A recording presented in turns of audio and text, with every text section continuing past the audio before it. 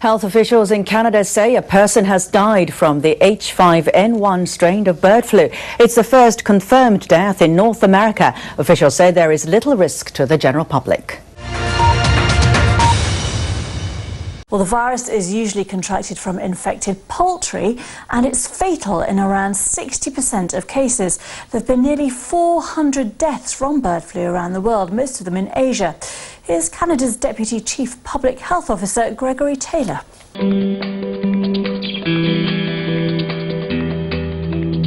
H5N1 is not the same as seasonal flu, and there's no evidence of human-to-human transition, according to health officials. The illness it causes in humans is severe and kills about 60% of those who are infected. No other illnesses of this type have been identified in Canada since the traveller returned from China. This is an isolated case.